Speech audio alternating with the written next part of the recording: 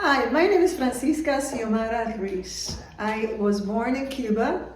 I left Cuba at the early age of 6 years old to the United States. And I want to share with you my story. And my story goes like this. When I left Cuba at 6, I looked like Forrest Gump. I had braces in my body because of situations that had happened when I fell off a table being a young girl. And this provided for me a conversation as to what my role was going to be in this world. My brother had already chopped his finger and it had really just hanging from this little area here. And when that happened, they took me to be able to cut my finger off. And every time they were going to do that, my father would faint. And so the doctor said, bring her back tomorrow because I don't want this to be a situation. And they put my finger together. And one of the things that I love to do the most is to play piano. So imagine if they would have cut my finger, that would have never happened. As Forrest Gump, which is what everybody would look at me like when I came to the United States, it was just a second thing, a second idea, a second conversation for me as to what my journey was going to be like. Why was God at such an early age having all these challenges and always smiling, because I always trusted. And as we went through this journey growing up and being abused, I really had to look at my life and start looking at how I was going to be handling things. And I never really shared it with my parents. I wanted to be able to have the courage to be able to take care of myself, to be able to be a stand for myself, because they were already worried enough about leaving their family back home, about what life in the United States was really all about. And as life continued, I wanted to be able to provide for them because my father was a very humble man. He was a farmer, my mother was a farmer. He was a barber in our hometown. And when we came to the United States, he found a way to feed all of us. But they never had the possibilities, because they didn't speak the language, to be able to turn around and provide for us outside of the beautiful thing, which was a roof over our heads and food on the table. Coming from a communist country, that was very important. Being able to have that provision, for me, was a gift. For our family, it was a blessing. And so as life continued, I went through school, I had other challenges. I was in a wheelchair for a year. I had rheumatic fever. And I had the ability to connect with so many beautiful people in the hospital.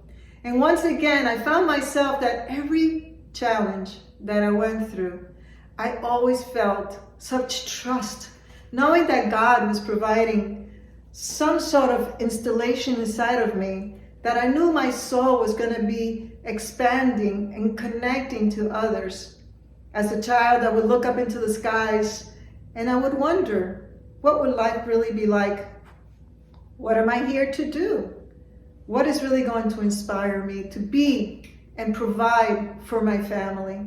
And so as early as my early 20s, I had another challenge. And that was that I was medically declared dead. It was based on an infection that I got in Mexico. And once again, my trust in God, knowing that I was here to serve, I started finding within me many, many aspects of why I was born. I was born to connect. I was born to be able to turn around and have other people realize that our fears is not to keep us in a place of knowing or thinking that we can't really rise up, but our fears was my inspiration to lean in, to let go, to show up. I became then a mom. And as I became a mom, I had challenges through that. And I had to, at some point, within an early time of my children being born, become a single mom. And that became an inspiration for me to know that the world around me was never going to give me anything. I didn't expect anything outside of me. I was able to lean in and look at my life and see how I was showing up with purpose. What was I doing? How am I making a difference? And once again, trusting that God had a reason for my journey. I've never lost faith. I started connecting with others. I started learning from others. I started doing many trainings, from Les Brown to Tony Robbins to John Maxwell to Lisa Nichols, just to name a few. I started going to all these trainings and coaching sessions because I knew that I couldn't do anything alone. I even did past life regressions because I wanted to understand why my journey, what was it about me, what was it about my life that I was here to share and express and be able to hold other people, especially women. I wanted to be able to hold ourselves together because I saw so many getting lost. Life really takes you through so many ups and downs, and this journey is only to bring us together. My last and many parts of my story comes from a place where I had 3 areas of my brain that were bleeding. That became my greatest area of surrendering. It allowed me to surrender to why I was here. God had taken so many things away. I had lost my finances, even though I had pre-planned. But one never plans to have these situations occur. And I had 2 choices. Was I going to stand up, or was I going to just give up? We tend to give up when so many challenges occur in our lives. And yes, I was living alone. My children came to visit, but they had their own journey. And I am one of those people that I want to teach, as my book that I co-authored called Courage, to have the courage to stand in your power. And so I ran a program calling Healing from the Inside Out. Because if you don't look at your inside, if you don't deal with the things inside of you that have been challenging you since you were born, I could have just surrendered. I could have just turned to drugs or alcohol, and I never did, because I was here to leave a legacy, to be able to have my children be able to one day be able to say, my mom always stood up. My mom helped others to lean in. My mom helped others to heal, to embrace them no matter where they were. Zero ego, zero judgment, because I know that my story is just a story. And it's a story to inspire, to hold space, because so many people have given up, have lost faith. Have you lost your faith?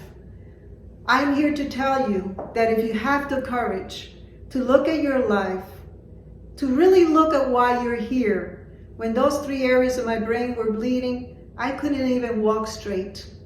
I had no depth perception. I lost my sense of smell and taste. And when I did this program, knowing, because I got on my knees and I said, Jesus, God, Source, whatever word resonates for you, I am here surrendering to you. I'm nothing without you. And so the evolution of my spiritual work expanded. I take no credit, and I give all credit to God. I am here only to be able to allow others to connect with me as I connect with their hearts. We are all here as brothers and sisters, and my platform is Spiritual Transformational Coach. I want to coach because I want to be able to connect. And the only way I grow is from listening to your stories. The only way that I become my highest and best expression is because I am ready to be able to lean in and know that I am only a part of you. And only being a part of you can I be able to be a better version of me. Life has many obstacles, but life is so full of blessings when we're able to let go, to surrender, knowing that every day that you wake up is a beautiful day. I remember having that time that when I went to sleep, I would say, God, please let me cross over and be with my mom. I have already been on the other side, and it's so beautiful. It actually hurt more to come back into my body.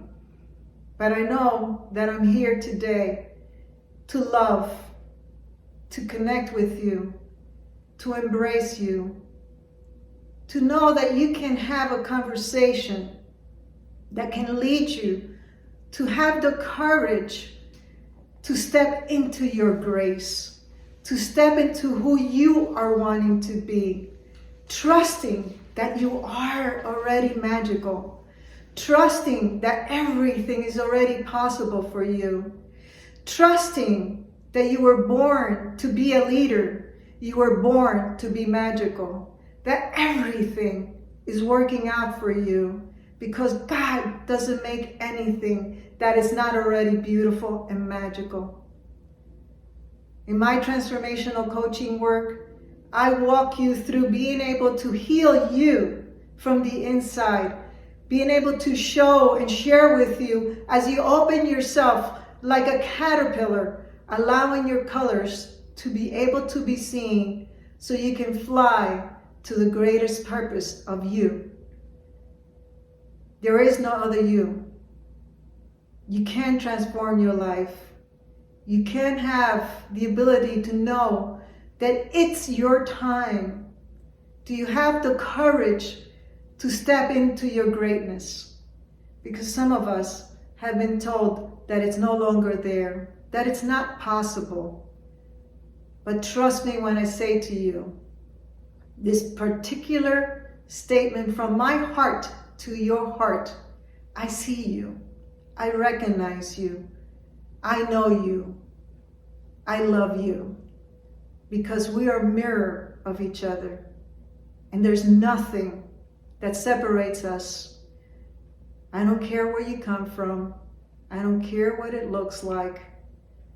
We all are here in one common denominator as children of God. So I never want to be able to leave anybody that I cross paths with feeling less than. I want you all to know that I see you, that I hold you, and I hold space for you. We might have been wearing a mask this last year, but our voices still matter. Who you are matters. You're magical beyond measure. You're powerful beyond measure. And I can't wait to be able to connect with you as we together can create an amazing space, having the courage to be seen, having the courage to be heard, and knowing that it's all possible.